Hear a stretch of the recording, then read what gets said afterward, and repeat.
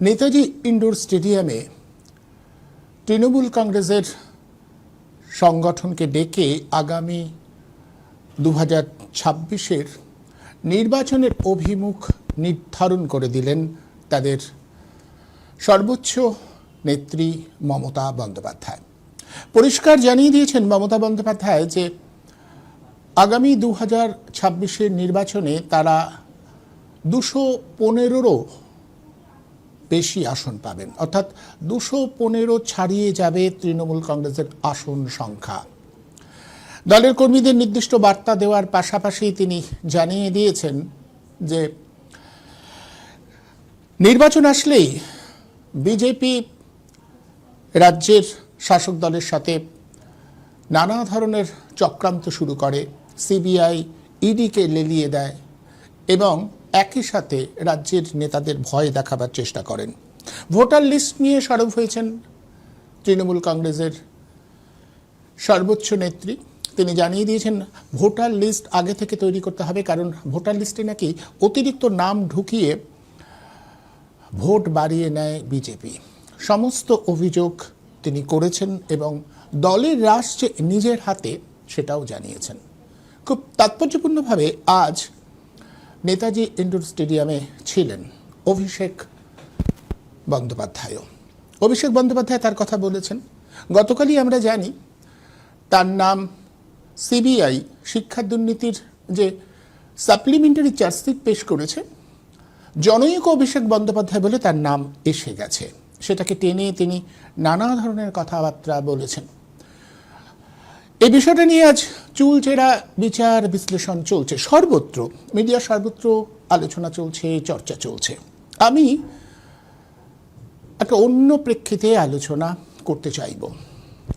আমি আলোচনাটা নিয়ে যেতে চাইব সেই অভিমুখে যেখানে মাত্র কয়েক মাস আগেও এই রাজ্যের অনেক রাজনৈতিক বোদ্ধা বা রাজনৈতিক বিশ্লেষকরা মনে করছিলেন যে অভিষেক বন্দ্যোপাধ্যায় খুব তাড়াতাড়ি মমতা বন্দ্যোপাধ্যায়ের পাশাপাশি এই রাজ্যের রাজনীতিতে একটা বড়সড় নাম হয়ে উঠবে।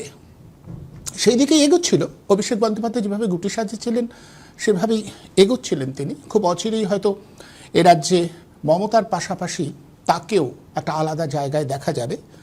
অভিষেক বন্দ্যোপাধ্যায় তার অনুরাগী বৃন্দ তৈরি করে ফেলেছিলেন, যারা সেনাপতি বানিয়ে ফেলেছিলেন অভিষেক বন্দ্যোপাধ্যায়কে, এবং মমতা বন্দ্যোপাধ্যায় সর্বোচ্চ পদে কিন্তু সেনাপতি অভিষেক বন্দ্যোপাধ্যায়। কেউ এমনটাও বলছিল যে এখনই মমতা বন্দ্যোপাধ্যায়ের পুলিশ মন্ত্রীর দায়িত্ব থেকে অব্যাহতি নিয়ে অভিষেক বন্দ্যোপাধ্যায়ের হাতে দায়িত্ব তুলে দেওয়া উচিত। আমাদের কাছে যা খবর, অভিষেক বন্দ্যোপাধ্যায় নিজের মতো করে প্রশাসন এবং সংগঠনে তার গুটি সাজাতে শুরু করে দিয়েছিলেন। এটা নিয়েও চর্চা শুরু হয়েছিল যে তিনি কি শেষ পর্যন্ত মমতা বন্দ্যোপাধ্যায়ের সাথে সংঘাতে যাবেন। মমতা বন্দ্যোপাধ্যায়ের সাথে সংঘাতের পরিস্থিতি তৈরি হচ্ছে কিনা সেটা নিয়েও বিভিন্ন জন নানা রকম বিচার বিশ্লেষণ করেছেন, তাদের তথ্য, তাদের পরিসংখ্যান তাদের মতো করে রেখেছেন। যেভাবে শরদ পাওয়ারের দল ভেঙে দিয়েছিল, অজিত পাওয়ার যে ভূমিকাটা নিয়েছিলেন, অভিষেক সেরকম একটা ভূমিকা যাচ্ছেন কিনা সেটা নিয়েও কেউ কেউ বিচার বিশ্লেষণ করেছিলেন, তাদের মতো করে প্রতিবেদন রেখেছেন। কিন্তু এখন গোটা পরিস্থিতিটা যেখানে এসে দাঁড়িয়েছে তাতে আমরা বলছি, আমাদের কাছে যা খবর, এ রাজ্যে অভিষেক বন্দ্যোপাধ্যায় তার আলাদা রাজনৈতিক ক্যারিশমা দেখাবার যে প্রক্রিয়া শুরু করেছিলেন পুরোপুরি স্তব্ধ হয়ে গেছে। অভিষেক বন্দ্যোপাধ্যায় এ রাজ্যের রাজনীতিতে এই মুহূর্তে নিষ্ক্রিয়, তার কোনো ভূমিকা থাকবে না, এটা একেবারে নির্দিষ্ট হয়ে গেছে। আপনারা বলতে পারেন কিভাবে কথা বলছি, একদম পরিষ্কার কথা বলছি যে অভিষেক বন্দ্যোপাধ্যায় এই রাজ্যের রাজনীতিতে মমতা বন্দ্যোপাধ্যায়ের পাশাপাশি আর উচ্চারিত হবেন না, সেরকম একটা প্রক্রিয়া শুরু হয়ে গেছে এবং সেটা তৈরি করে হয়ে গেছে। মমতা বন্দ্যোপাধ্যায় কিছুতেই আর তার সমকক্ষ বা তার পাশাপাশি উচ্চারিত হওয়ার নাম অভিষেক বন্দ্যোপাধ্যায়কে মনে করছেন না এবং তিনি তার জন্য যাবতীয় ব্যবস্থা করে ফেলেছেন। আপনারা সকলেই জানেন মমতা বন্দ্যোপাধ্যায় বারবার করে বলেন আরও 10 বছর তিনি তার হাতের দলের রাশ রাখতে চাইছেন এবং রাখবেনও। তিনি সেই মতো করে গোটা বিষয়টা সাজাচ্ছেন। কিছুদিন আগে পর্যন্ত অভিষেক বন্দ্যোপাধ্যায় বয়স নিয়ে যে বিতর্কটা দলের মধ্যে তুলেছিলেন, সেই বিতর্কটায় খুব অস্বস্তিতে পড়েছিলেন স্বয়ং মমতা বন্দ্যোপাধ্যায়। দীর্ঘদিন মমতা বন্দ্যোপাধ্যায়ের সঙ্গে যারা রয়েছেন তাদের এক প্রক্রিয়ায় ছেঁটে ফেলবার দিকেই যাচ্ছিলেন অভিষেক, সেটা নিয়ে একটা বিতর্ক হয়েছিল। তারপর আস্তে আস্তে পরিস্থিতি যেখানে দাঁড়িয়েছে সেখানে ঠিক এই মুহূর্তে আজকের অবস্থায় আমরা পরিষ্কার জানাচ্ছি এই রাজ্যে অভিষেক বন্দ্যোপাধ্যায়ের রাজনৈতিক ক্যারিশমা দেখানোর যাবতীয় প্রক্রিয়া আপাতত বন্ধ। মমতা বন্দ্যোপাধ্যায় সমস্ত কিছু দেখবেন, অভিষেক বন্দ্যোপাধ্যায় নয়। অভিষেক বন্দ্যোপাধ্যায় এই রাজ্যের রাজনীতি নিয়ে কথাও বলবেন না। কিভাবে হলো? হ্যাঁ, প্রক্রিয়াটা একটু একটু করে এগিয়ে এই জায়গায় এসে দাঁড়িয়েছে। আজকে অভিষেক বন্দ্যোপাধ্যায়ের পিছনে, অভিষেক বন্দ্যোপাধ্যায় বলছেন তার পিছনে যে ছবিটা দেখা যাচ্ছে, দেখুন, লক্ষ্য করুন, মমতা বন্দ্যোপাধ্যায়ের ছবি। কিছুদিন আগে পর্যন্ত অভিষেক বন্দ্যোপাধ্যায়ের একেবারে খাপের লোক, আমি খাপ শব্দটা একেবারে সাধারণ পরিভাষায় যেটা ব্যবহৃত হয় সেটা ব্যবহার করলাম, খাপের লোক বলে যারা পরিচিত তারা কোনো একটা অনুষ্ঠানে, বড় অনুষ্ঠানে মমতা বন্দ্যোপাধ্যায়ের পাশাপাশি অভিষেক বন্দ্যোপাধ্যায়ের ছবি কেন থাকবে না তা নিয়ে সোচ্চার হতেন। এখন আর তারা সেটা বলেন না, কারণ তাদের বলে দেওয়া হয়েছে এটা বলা যাবে না। এইভাবেই মমতা বন্দ্যোপাধ্যায় সমস্ত রাশ নিজের হাতে টেনে নিয়েছেন। অভিষেক বন্দ্যোপাধ্যায় এখন রাজনৈতিক ভবিষ্যৎ খুব সংকটের মুখে পড়েছে। আজ মূলত তিনি আত্মপক্ষ সমর্থনের মতো করে তার যুক্তি সাজিয়েছেন।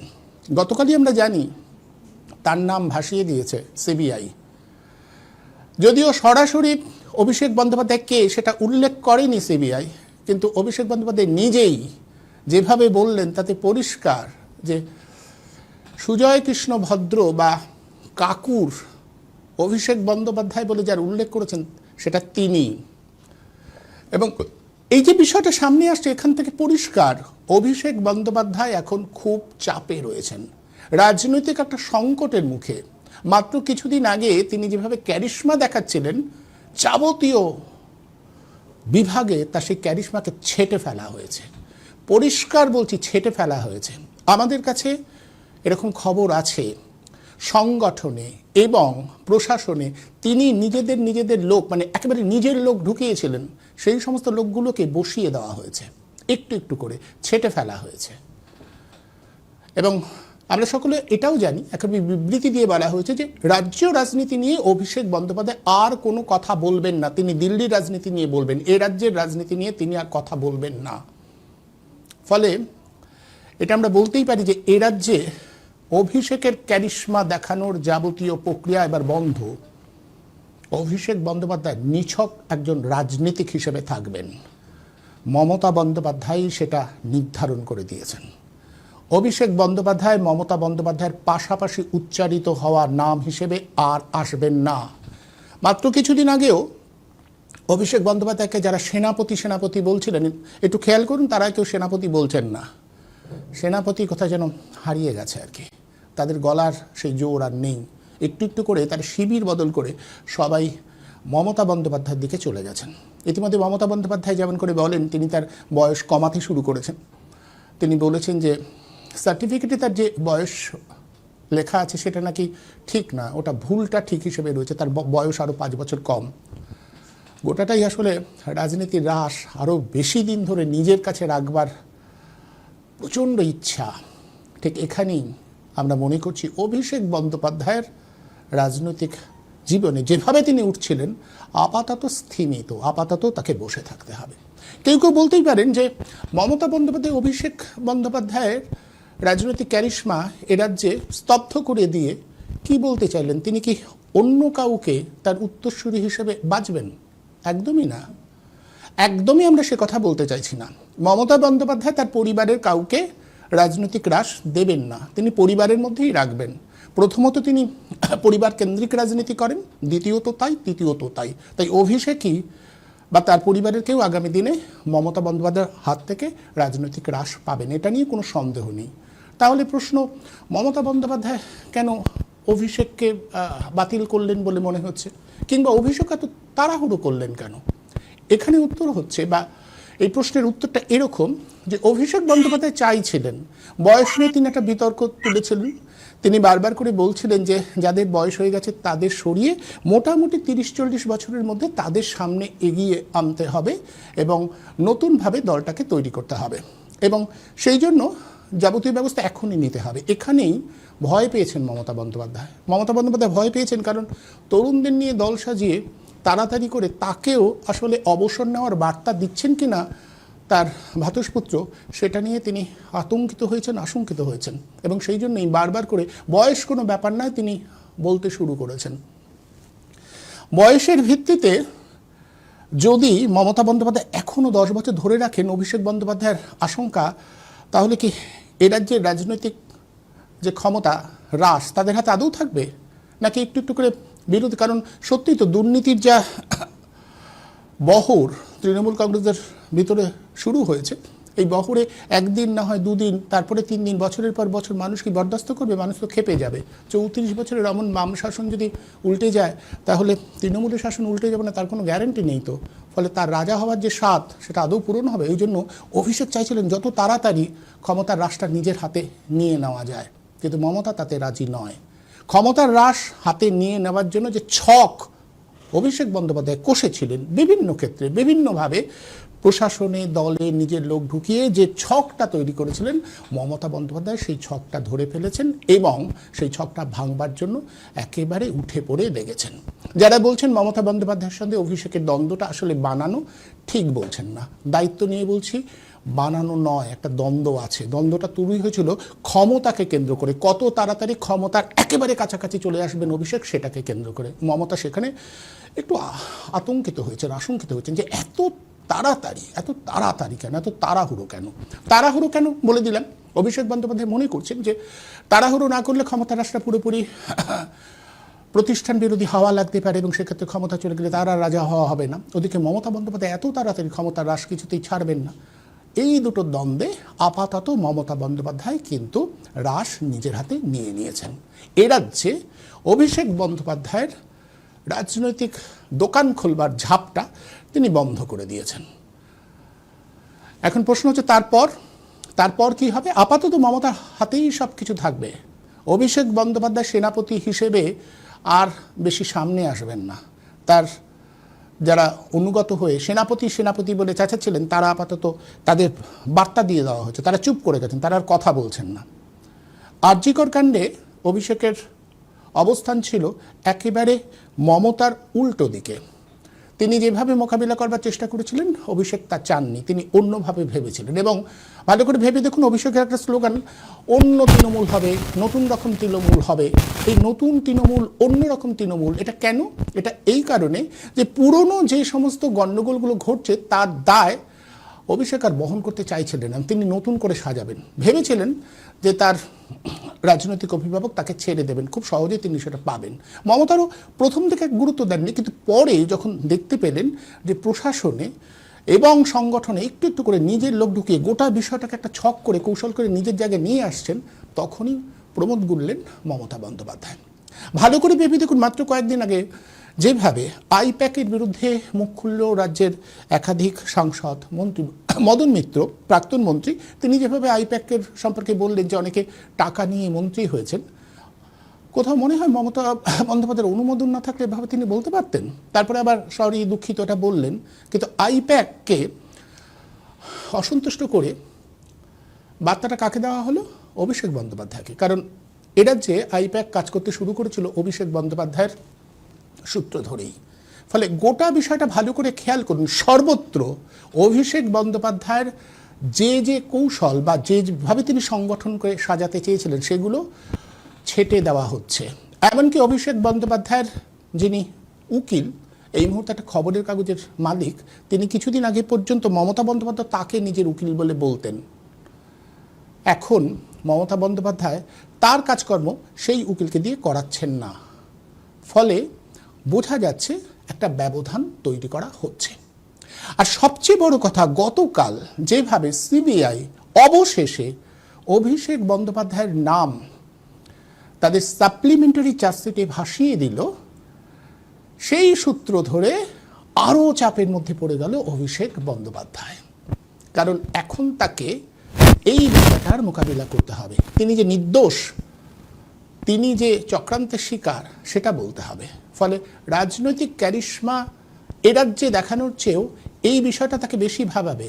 এটা মানুন আর না মানুন, নিজের অজান্তেই মমতা বন্দ্যোপাধ্যায়ের হাতে তরুপের তাস। তিনি যেভাবে চাইছিলেন যে অভিষেকের এই নাছোড়পনা, এক্ষুনি ক্ষমতা পেতে হবে, এক্ষুনি সমস্ত কিছু দখল করব, সেটা একেবারে জোকের মুখে নুন দেওয়ার মতো নিয়ে গেছে। এখন মমতা বন্দ্যোপাধ্যায়কে ধরেই তাকে বাঁচতে হবে। আজকে যেভাবে তিনি বক্তৃতা দিয়েছেন তাতে বোঝাই যাচ্ছে তিনি রাজ্য সরকারের কথা বলেছেন, তাদের সরকার কত কত ভালো করছেন সেটা বলছেন। আলাদা করে আমাদের নতুন করে ভাবতে হবে সেই দাপটে, সেই অহংকার, সেই সেনাপতি সুলভ ভঙ্গি আজকে কিন্তু দেখা যায়নি। আমি অভিষেক বন্দ্যোপাধ্যায়ের বক্তব্য আপনাদের শোনাবো এবং তারপর আজ আমি দুজন অতিথিকে আমন্ত্রণ জানিয়েছি। সাংবাদিক, বিশিষ্ট সাংবাদিক উদয় বসু, স্টেটসম্যান পত্রিকার দীর্ঘদিনের সাংবাদিক উদয় বসু আমাদের সঙ্গে রয়েছেন এবং আমাদের সঙ্গে রয়েছেন আইনজীবী আনিসুর রহমান। দুজনেই আইনের বিষয়ে ব্যাখ্যা করবেন এবং উদয়দা দীর্ঘদিনের সাংবাদিক, ফলে উদয়দা তার মতো করে ব্যাখ্যা করবেন। আমার যেটা বক্তব্য যে অভিষেক বন্দ্যোপাধ্যায়ের রাজনৈতিক ক্যারিশমা দেখানোর যে প্রক্রিয়া এ রাজ্যে শুরু হয়েছিল, সেই ঝাপটা বন্ধ হয়ে গেছে এ রাজ্যে। অভিষেক বন্দ্যোপাধ্যায় কি বলেছেন আসুন শুনুন, তারপরে আমি এক এক করে আমাদের অতিথিদের কাছে আলোচনার জন্য আসবো। কালকে খবরে দেখানো হয়েছে অভিষেক বন্দ্যোপাধ্যায়ের বিরুদ্ধে ইডি চার্জশিট দিয়েছে, সিবিআই চার্জশিট দিয়েছে। 28 পাতার চার্জশিট, দু জায়গায় খালি আমার নামটা লিখেছে। তাও অভিষেক বন্দ্যোপাধ্যায় কে, বাড়ি কোথায়, সাংসদ না বিধায়ক না পঞ্চায়েত প্রধান, কোথায় থাকে, কার ছেলে, কোনো পরিচয় নেই। বিজেপি নেতারা যেমন ভাববাচ্ছে কথা বলতো, ইডি সিবিআই এখন ভাববাচ্ছে কথা বলছে। এই ভয়টা দেখে আমার ভালো লেগেছে। খবরে যা বেরোয় 100তে 100টাই মিথ্যে, আমি আপনাকে বলছি। 12 লক্ষ মানুষকে বাড়ি দিয়েছে আমাদের সরকার। একদিন একটা খবর দেখেছেন? 2.5 কোটি মানুষকে, 2.5 কোটি মহিলাদের, মায়েদের, দিদিদের, বোনেদের নিজের গচ্ছিত সঞ্চিত সরকারি, রাজ্য সরকারের কোষাগার থেকে আমাদের সরকার লক্ষ্মীর ভান্ডার দিয়েছে 50,000 কোটি টাকা খরচা করে। একদিন খবর দেখেছেন? এই খবর দেখবেন না। পথশ্রীতে প্রায় গত 3 বছরে 15,000 কোটি টাকা খরচা করে প্রায় 24,000 কিলোমিটার রাস্তা তৈরি করেছে। খবরে দেখেছেন? কেন্দ্র থেকে এক পয়সা না নিয়ে দেখবেন না। অভিষেক ব্যানার্জির বিরুদ্ধে সিবিআই চার্জশিট দিয়েছে। আরে আমি সকাল বিকেল কথা পাল্টাই না। 5 বছর আগে কোভিডের সময় 2020 সালে বলেছিলাম যে আমার বিরুদ্ধে যদি কোনো রকম কোনো প্রমাণ বা কোনোভাবে সিবিআই বা ইডি প্রমাণ করতে পারে বা তথ্য দিতে পারে আদালতে যে আমার প্রত্যক্ষ বা পরোক্ষ মদতে কোনো ভুল হয়েছে, কোনো দুর্নীতি হয়েছে, কেউ 10 পয়সা তুলেছে, আপনাকে চার্জশিট দিতে হবে না, সামান দিয়ে আমায় ডাকতে হবে না, ফাঁসির মঞ্চ করুন, গৃহে মৃত্যুবরণ করব। আমরা শুনলাম অভিষেক বন্দ্যোপাধ্যায় কি বললেন, খুব হাসি পায়। মানে অভিষেক বন্দ্যোপাধ্যায় কিংবা মমতা বন্দ্যোপাধ্যায় যখন বক্তৃতা দেয় না, সত্যি খুব হাসি পায় আমাদের। যেভাবে অভিষেক বললেন যে একটা খবরও দেখেছেন, আমরা এত প্রকল্প করেছি, একটা খবরও দেখানো হয়েছে। কি মজার ব্যাপার দেখুন, মমতা বন্দ্যোপাধ্যায় কোনো একটা প্রকল্পের উদ্বোধন করলে সমস্ত টিভি চ্যানেল লাইভ সম্প্রচার করে। মানে সেটা যদি আধ ঘন্টা পেরিয়ে যায় লাইভ হয়, তিনি প্রশাসনিক বৈঠক করলে লাইভ হয়, সবাই দেখায় এবং অন্য জায়গায় খবর সরেই না। আর উনি বললেন এত প্রকল্প করছে, এত রাস্তা করছে, সে খবর নাকি কোথাও দেখানো হয়নি। একদম আমরা বলছি মিথ্যে কথা বলছেন, দেখানো হয়, প্রতি সময় দেখানো হয়।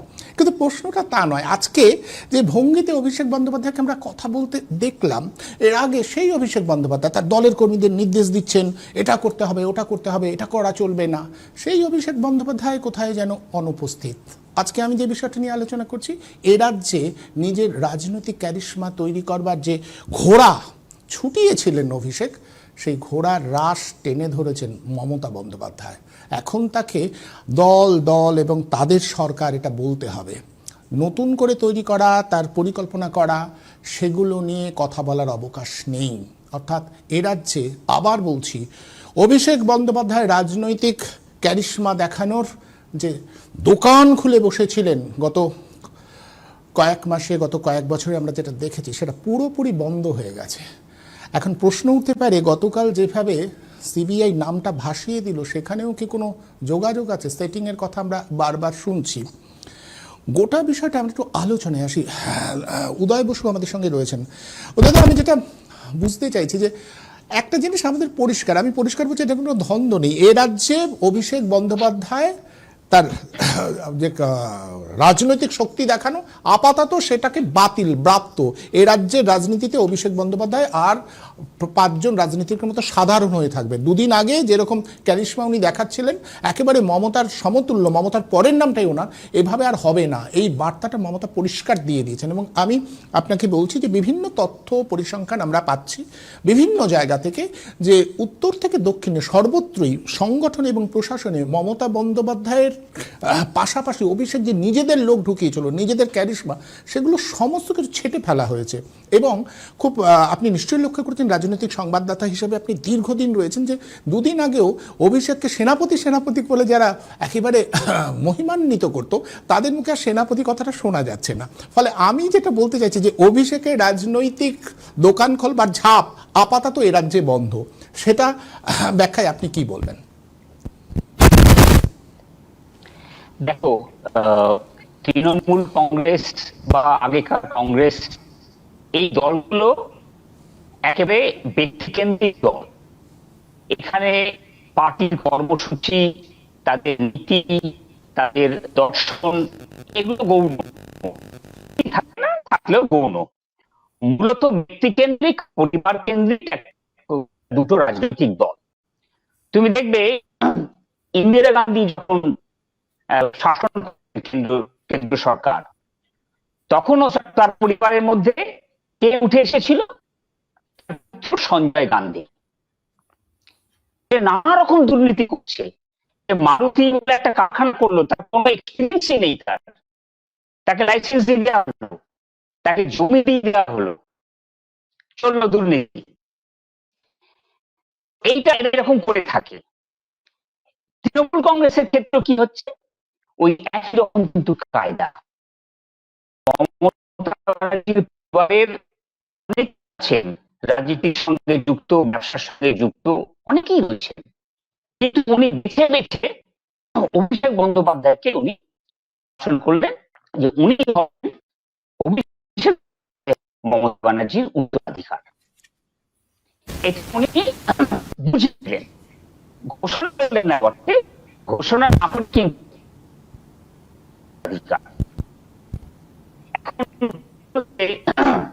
পরিস্থিতি বদলায়, রাজনৈতিক দল, রাজনৈতিক নেতা নেত্রী তাদের কৌশল পরিবর্তন করতে থাকে।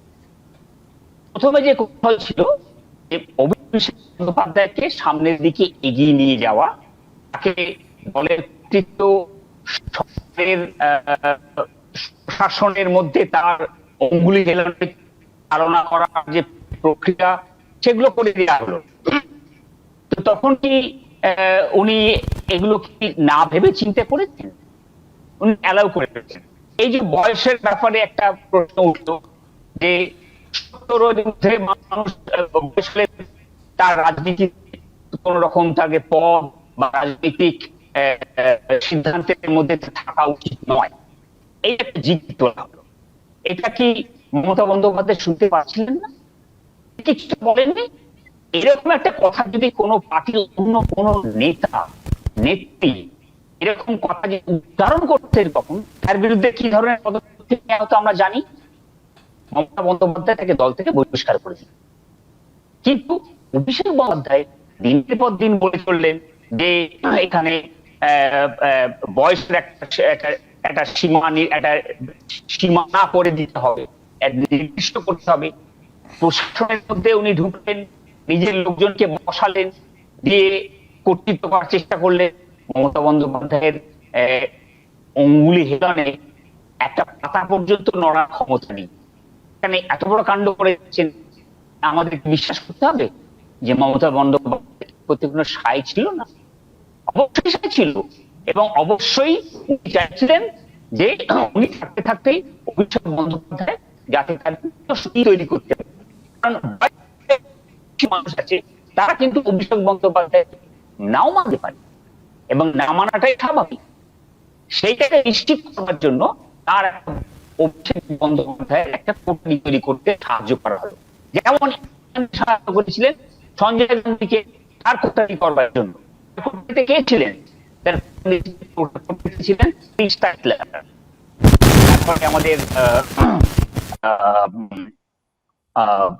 সজ্জন কুমার, তারপরে আমাদের এরকম ওর যে কোটারি ছিল তাদেরকে একটা ইয়াং তৈরি করে দেওয়া হলো, তাই চালাচ্ছে একরকম না, তুমি তোমার মতো টিম সেট আপ করো। এখন এইভাবে বেশ তো ভালো চলছিল, এই কৌশলটা ছিল। হঠাৎ করে এরকম রাগটা কেন টেনে নেওয়া হলো? কেন টেনে নেওয়া হলো? একটা বড় কারণ হচ্ছে যে উনি বুঝতেই পারছিলেন যে অভিষেক বন্দ্যোপাধ্যায়ের নাম যেভাবে এই শিক্ষাক্ষেত্রে দুর্নীতির মধ্যে একটা পাহাড় কমাটা ঘুষের একটা অঙ্ক ওর কাছে এরকম একটা যে একটা মানুষের যে এরকম একটা চিন্তা ভাবনা তৈরি হয়েছে তার ভিত্তি তো আছে নিশ্চয়ই। তাতে উনি বুঝতে পারছিলেন এখান থেকে ওর বেরোনো মুশকিল, কিন্তু তবুও কিন্তু উনি টলারেট করে যাচ্ছেন, আস্তে আস্তে একটুখানি সরিয়ে রাখছিলেন। গতকাল যে ঘটনাটা ঘটলো, এই প্রথম আমরা অভিষেক বন্দ্যোপাধ্যায়ের বিরুদ্ধে দুর্নীতির অভিযোগ। দাদা আমি একটু বুঝবার চেষ্টা করি। আপনি একটা অন্য বিষয় বলছেন ইয়েটা, তাহলে কি এটাই যে আসলে এখন যা পরিস্থিতি, এই যে সিবিআই যেভাবে ভাসিয়ে দিল নামটা, কোথাও মনে হচ্ছে যে এই ভাসিয়ে দেওয়ার জন্য মমতা বন্দ্যোপাধ্যায় টের পাচ্ছিলেন যে এই শিক্ষা দুর্নীতিতে অভিষেক এমনভাবে রয়েছে যে আজকে না হলে কালকে তার নাম এসে যাবে, এবং সেক্ষেত্রে ভাবমূর্তি এখনো পর্যন্ত যাই হোক তাদের নাম তো সরাসরি আসেনি, এক্ষেত্রে এসে যাওয়া তিনি কি আগে থেকে এটা আজ করেই গোটা বিষয়টা মমতা বন্দ্যোপাধ্যায়কে আজ করেই অভিষেককে এ রাজ্যের রাজনীতিতে একটু সরিয়ে দেওয়ার চেষ্টা করলেন যেভাবে এগোচ্ছিলেন? মানে আপনি কি সেই ব্যাখ্যাটা যাচ্ছেন যে আসলে উনি বুঝতে পেরেছিলেন যে ও দুর্নীতির ইয়েতে ওর সামনে চলে আসবে ওর নামটা, এইরকম কি? একেবারে বিষয়ে কোনো সন্দেহ নেই। এইটা ভেবে উনি ওয়েট করছিলেন কখন সরকারি নথিতে চার্জশিটের মধ্যে তার নামটা আসবে। অভিষেক বন্দ্যোপাধ্যায়ের বিরুদ্ধে দুর্নীতির অভিযোগে বিজেপি থেকে আরম্ভ করে বিরোধী পক্ষ সকলে সরব হয়েছিলেন। সে বালি বলো, তোমার সব রকম বালির খাদান বলো, তুমি কি বলবে কোনটা বাদ দেবে, গরু বলো, সব এতে তার নাম ছিল। কিন্তু একটা কাজের কথা নয়, শুধু নাম থাকলে নাম থাকলে তাকে উড়িয়ে দেওয়া বিরোধীদের বানানো মিথ্যে কথা। প্রমাণ কোথায়? যেমন উনি বললেন যে আমার বিরুদ্ধে একটা যদি প্রমাণ হয় আমি নিজেই ফাঁসি কাটে চলে যাব। এই সমস্ত মাঠে ময়দানে বক্তৃতা করা খুব সহজ, কিন্তু যে মুহূর্তে একটা চার্জশিটে নামলে কিন্তু এই এত বছর ধরে কাণ্ডটা চলছে, ফার্স্ট টাইম সর্বপ্রথম অভিষেক বন্দ্যোপাধ্যায় বা ব্যানার্জি পরিবারের একজন সদস্যর নাম আদালত একটা সরকারি নথিতে উঠলো। এটা কিন্তু জনমানুষে এর বিশ্বাসযোগ্যতা প্রচন্ড ভাবে এসে যাবে। এটা এই মুহূর্তে থেকে যদি রাতারাতি, গতকাল হয়েছে 24 ঘন্টা পার হয়নি, তার মধ্যে আমরা অভিষেকের গলা কিরম সুর দেখছি আর মমতা বন্দ্যোপাধ্যায়ের গলায় সুরটি দেখছি। আসলে এটা কিন্তু সম্পূর্ণ চাল। মমতা ব্যানার্জি খুব ভালো করেই জানেন, আমার বিশ্বাস, যে অভিষেক বন্দ্যোপাধ্যায় ছাড়া ওর উত্তরাধিকারী উনি আর কাউকে করবেন না। কিন্তু এই মুশকিলটা হয়ে গেল যে এই সিবিআই চার্জশিটের ফলে, মানে সাপ্লিমেন্টারি চার্জশিটের নামটা আসার পরে খুব মুশকিলে পড়ে গেলেন। অতএব তাকে এটা কৌশল নেওয়া হলো। এখন যতক্ষণ না এবার যে সেটিং এর কথা, যে সমস্ত তথ্য আছে আর কি, সেটিং হবে কিনা, বা এখনই বা সিবিআই এই মুহূর্তে কেন করলেন, সেটা আমরা আলোচনা করতে করতে সে দিকটাও আমরা দেখবো কেন করলেন, এবং সিবিআই এর বিশ্বাসযোগ্য কতখানি। এখন যেটা এখন যেটা দেওয়া হলো সেইটা কতটা তারা পার্সু করবেন, তাকে অ্যারেস্ট করবে কিনা, এগুলো সব ধোঁয়াশার মধ্যে রাখা হয়েছে। সব থেকে বড় কথা, ওরা তো চার্জশিটে অভিষেক বন্দ্যোপাধ্যায়ের পরিচয় দেননি। আমরা সবাই মনে করছিলাম, এখন তো অভিষেক বন্দ্যোপাধ্যায় নিজের মুখেই বললেন যে ওই নামটা নারী। তাহলে বোঝা যাচ্ছে যে সিবিআই থেকেও উনি এটাকে মানে অপরাধটা কিন্তু মেনে স্বীকার করে নিলেন। উনি নিজের তো সিবিআই বলেননি যে অভিষেক বন্দ্যোপাধ্যায় হচ্ছে সাংসদ, কিংবা একদম উনি একদম সাংসদ। না অন্তত এই পরিচয়টা তো লিখতে পারতো, জনৈক অভিষেক বন্দ্যোপাধ্যায়। পশ্চিমবাংলায় 2 লক্ষ অভিষেক বন্দ্যোপাধ্যায় আছে, উনি মনে করলেন যে আমার কথাই জানতে ভালো করে যে উনি এর মধ্যে যুক্ত আছেন। এতখানি এরা নড়ে গিয়েছেন তৃণমূল শিবির বা তৃণমূল নেতৃত্ব, এমনই নড়ে গিয়েছে যে স্বীকারই করে বলছেন।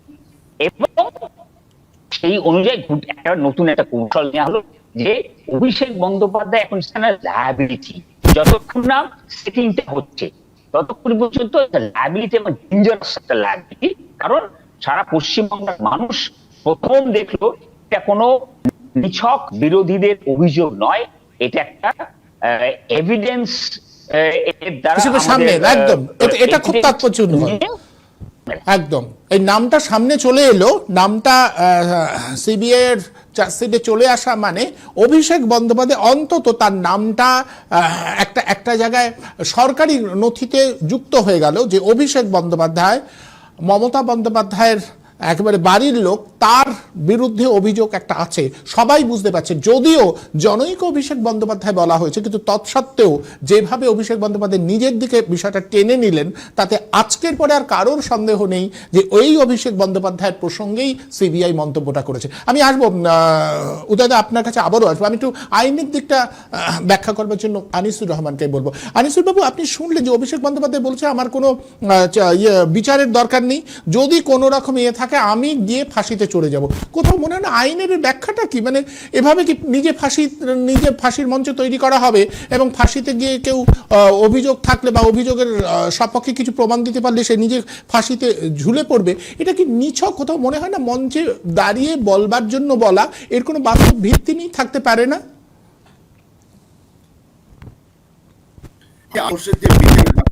পুলিশের সিস্টেম যেটা, সেখানে কিন্তু এরকম কোনো বিধি বা বিধান নেই যে কোনো তদন্তকারী সংস্থা, সে ইডি হতে পারে, সিবিআই হতে পারে, ইনকাম ট্যাক্স হতে পারে, বা কেন্দ্র বা রাজ্যের কোনো এজেন্সি হতে পারে, কোনো তদন্তকারী এজেন্সি কারোর বিরুদ্ধে কোনো অভিযোগ করলো এবং সেই অভিযোগ পাওয়ার পরে পরেই একটা ফাঁসি কাষ্ঠ তৈরি করলো বা জেলখানা তৈরি করলো বা কারেকশনাল হোম তৈরি করলো, সেখানে তাদেরকে ঢুকিয়ে দিল, এরকম কোনো বিধান আমাদের যেটা পূর্বতন ছিল আইনের ক্রিমিনাল প্রসিডিওর কোড বা আমাদের যে ইন্ডিয়ান পেনাল কোড যেটা আগে ছিল, 2023 সালে যেটা নতুন আইন হয়েছে, যেটা 2024 সালের 1 জুলাই থেকে লাগু হয়েছে, যে বিএনএস ভারতীয় যে ন্যায় সংহিতা, ইন্ডিয়ান পেনাল কোডের বদলে নাম বদলে গেছে এবং কিছু ধারা উপধারা পরিবর্তন হয়েছে, এবং বিএনএসএস ভারতীয় নাগরিক সুরক্ষা সংহিতা যেটা সিআরপিসির নাম বদলে হয়েছে, সেখানেও কিছু ধারা উপধারা সংযোজন বিয়োজন হয়েছে। সেখানে কোনো রকম কোনো প্রভিশন নেই যে কারোর বিরুদ্ধে যে কোনো অভিযোগ থাকুক, যে একেবারে অভিযোগ করলেই অভিযোগের সঙ্গে সঙ্গে তাকে ফাঁসি কাস্টে ঝুলিয়ে দেওয়া বা তাকে জেল জরিমানা ইত্যাদি করা।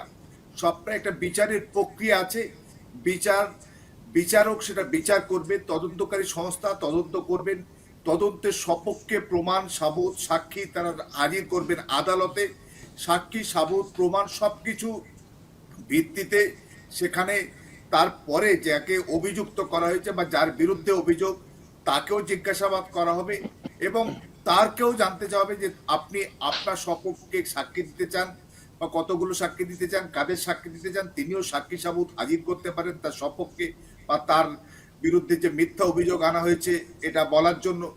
ফলে সামগ্রিকভাবে এটা বিচারের একটা প্রক্রিয়া, একটা ব্যবস্থাপনা আমাদের ভারতবর্ষে আছে।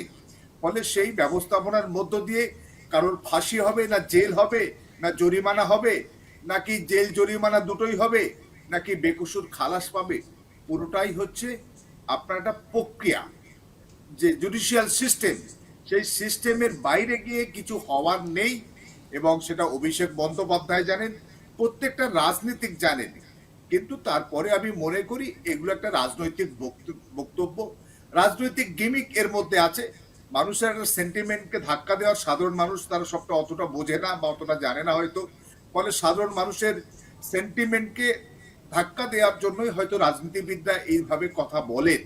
কিন্তু সামগ্রিকভাবে এরকম কোনো বিধি বিধান নিয়ম কানুন ভারতবর্ষে এখনো পর্যন্ত, স্বাধীন ভারতবর্ষে যে আইনি ব্যবস্থা সেখানে কিন্তু নেই। ভবিষ্যতে কি হবে সেটা এই মুহূর্তে অন্তত বলা যাচ্ছে না। আমি আপনাকে আর একটা ছোট্ট প্রশ্ন করবো আনিসুল বাবু, সেটা হচ্ছে লিভস অ্যান্ড বাউন্স এই কোম্পানির বিরুদ্ধে অভিযোগ, এবং এই কোম্পানির একজন কর্মচারী হিসেবে সুজয় কৃষ্ণ ভদ্র ওরফে কাকু, কালীঘাটের কাকু বলে যাকে বলা হয়, তাকে গ্রেপ্তার করা হলো, তাকে হেফাজতে নেওয়া হলো, তার কণ্ঠস্বর নেওয়ার জন্য নানা আকছা আকছি। কোথাও আশ্চর্য লাগে না যে যে কোম্পানিটার একজন কর্মচারীকে নিজের হাতে নেবার জন্য সিবিআই বা কেন্দ্রীয় গোয়েন্দা সংস্থা এতটা তৎপর হয়, সেই কোম্পানির মালিক যে সে কি মানে এত বুক ফুলিয়ে ঘুরতে, এতদিন বুক ফুলিয়ে ঘুরে বেড়ালো? এটা খুব অদ্ভুত লাগছে না?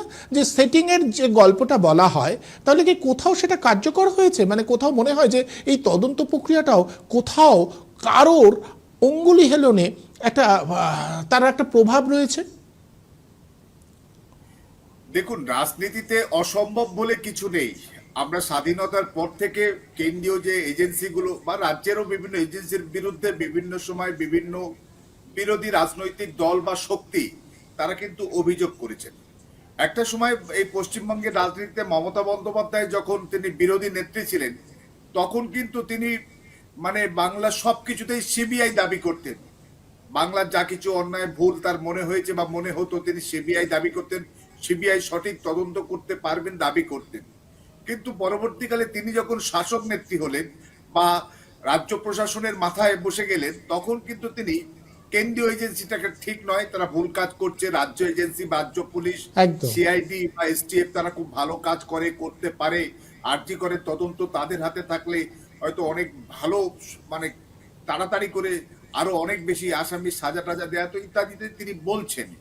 কিন্তু সামগ্রিকভাবে যেটা আমাদের শিক্ষা দুর্নীতিতে লিপস অ্যান্ড বাউন্সের নাম আমরা বরাবরই শুনে এসেছি, হাইকোর্টে, সুপ্রিম কোর্টে, সিবিআই এর পক্ষ থেকে লিপস অ্যান্ড বাউন্সকে তারা নামটাকে প্রতিবার তারা উচ্চারণ করেছেন। কিন্তু লিপস অ্যান্ড বাউন্সে এও বলেছেন যে আমাদের অভিষেক বন্দ্যোপাধ্যায় সাংসদ, তার বাবা মা এই সংস্থার সঙ্গেও জড়িত, সেটাও জেনেছি আমরা। এবং আমরা জানি কালীঘাটের কাকু ওরফে যে সুজয় কৃষ্ণ ভদ্র, তিনিও লিপস অ্যান্ড বাউন্সের একজন কর্মী। এবং আমরা এও জানি যে Abhishek Bandyopadhyay one of the director ছিলেন এই লিপস অ্যান্ড বাউন্সের, সেটা আমরা জানি, তার ডিক্লারেশন থেকেও আমরা পেয়েছি। ফলে সামগ্রিকভাবে লিপস অ্যান্ড বাউন্স এই শিক্ষা দুর্নীতিতে নাম বারে বারে এসছে। কিন্তু গতকাল যে সাপ্লিমেন্টারি চার্জশিটের কথা আমরা জেনেছি, সেখানে সুজয় কৃষ্ণ ভদ্র এত কোটি টাকা তুলে এই নামে জনৈক এই নামের ব্যক্তিকে দিয়েলেন। তাহলে সামগ্রিকভাবে এটা দিয়ে সামগ্রিকভাবে কি এটা কি রাজনীতি করার চেষ্টা, নাকি শিক্ষা দুর্নীতিতে এই নামটা বা এই পার্টিকুলার এরা অভিযুক্ত হিসাবে, আসামি হিসাবে সাপ্লিমেন্টারি চার্জশিটের নাম আসা দরকার, যদি সত্যি সত্যি তাদের কাছে যথেষ্ট প্রমাণ থেকে থাকে। যদি তা না থাকে, শুধুমাত্র এই লোকটা এই লোককে টাকা দিয়েছে জনৈক, এবং সত্যি সত্যি তো তার বাবার নাম সেখানে নেই, তার ঠিকানা সেখানে নেই, তার অন্য কোনো পরিচয় যাকে পরিচিত হতে পারে সেরকম কিছু বলা হয়নি। আমরা হয়তো বুঝতে পারছি বা মনে করছি এই ব্যক্তিটির নাম হতে পারে, কিন্তু তার নামটি কেন খুব স্পেসিফিক ভাবে আনলো না? আর যদি আনতেই হয়, যদি এক্ষুনি আমরা তো পুরোপুরি আমরা সবটা কিছু প্রমাণ পেয়ে উঠিনি, তাহলে এক্ষুনি ওইভাবে আমি আনবো কেন? তাহলে আমার যথেষ্ট প্রমাণ হাতে পাওয়ার পরেই তার নামটা আমি আসামি হিসাবে, নাকি সাক্ষী হিসাবে, নাকি কিছুই পাচ্ছি না, সেটাও তো তাকে স্পেসিফিক করা দরকার ছিল। কিন্তু সেটা সিবিআই করলো না, সেটা ভাসিয়ে দিল। এটা কি সব খেলা লিপস অ্যান্ড বাউন্স নিয়ে? ঠিক লিপস অ্যান্ড বাউন্সে কারা কারা ডাইরেক্টর ছিল, কজন ডাইরেক্টর ছিল, কারা কারা ইনভলভ, কারা মালিক, কার থেকে এই লিপস অ্যান্ড বাউন্সের লাভ থেকে কারা কারা সুবিধা পেয়েছেন, কারা সুবিধা ভোগী লিপস অ্যান্ড বাউন্সের, সবটাই তো খুব সহজেই তদন্ত করা যায়। সাধারণ যে কোনো তদন্তকারী এজেন্সি বা অফিসার তারা তদন্ত করতে পারে। কিন্তু সিবিআই এর মতো সর্বোচ্চ একটা তদন্তকারী সংস্থা, যারা দুদে অফিসাররা সেখানে রয়েছে, তারা কেন সেই সত্যটা খুঁজে বছরের পর বছর চলে যাচ্ছে অথচ খুঁজে পাচ্ছে না, নাকি খুঁজে পেতে চাইছে না? সামগ্রিকভাবে একটা ধোঁয়াশা। কারণ আমরা জানি রাজনীতি হচ্ছে মানে চিরস্থায়ী বন্ধু এবং শত্রু বলে কিছু নেই। আজকে যে চোখের বালি, কাল সকালে চোখের মণি, আজকের যে চোখের মণি, কাল সকালে চোখের বালি। ফলে সেই কারণে রাজনীতি হচ্ছে সাপ লুডোর খেলা। কে কাকে কখন কাকে মানে সুবিধে পাইয়ে দেবে বা কে কাকে আড়াল করবে, এই সবটা ভিতরে ভিতরে চলে। আমরা সাধারণ নাগরিক, সাধারণ মানুষ, আমরা ঠিক অনুমান করতে পারি, অনুভব করতে পারি, কিন্তু প্রমাণ করার জায়গা যেহেতু আমাদের নেই, তাই আমরা চাইলেও বলতে পারি না, বলেও ফেসে যাবার ভয় থাকে বললে। একদম। ফলে এরকম একটা কঠিন পরিস্থিতিতে আমরা অনুভব করছি, কিন্তু আমরা বলতে পারছি না। কিন্তু পারতো যারা, সেই এজেন্সি সিবিআই, ইডি, তারা পারতো, কিন্তু তারা বোধহয় চাইছে না, তারা করছে না। যেমন আর্জি করেও তারা আমার বোধহয় ঠিক ঠিক কাজ করেনি, করছে না। শিক্ষা দুর্নীতিতে কাজ করছে না। এই যে চাকরি দুর্নীতিতে যে 26,000 যে কাজ, সেটাও তারা করছে না। কোনো কাজটাই ঠিক মতো হচ্ছে না। ঠিক একইভাবে আজকের মানে শাসক নেত্রী বা আজকের মুখ্যমন্ত্রী যেভাবে বলেছেন তার দলের সুপ্রিমো হিসাবে, যে সিবিআই তো অনেককে অ্যারেস্ট করলো, কিন্তু কজনকে সাজা দিতে পারলো? এক এক করে সব তো জামিন পেয়ে যাচ্ছে। সত্যিই তো, যদি আমার কাছে অকাট্য প্রমাণ থেকে থাকে, আমি অকাট্য সমস্ত মানে সাবুত জোগাড় করে উঠতে পারি, তাহলে আমি কেন একদম কেন সামনে আসবেন? ঠিক, করতে পারবো না? বেশ। আমি আবার কত মানুষ কাস্টডিতে বিচার হচ্ছে, কাস্টডিতে রেখে কেন বিচার করতে পারছি না? আমার বেশ। বোধ হয় কোনো একটা জায়গায় একটা সমঝোতা থাকলেও থাকতেই পারে। একদম।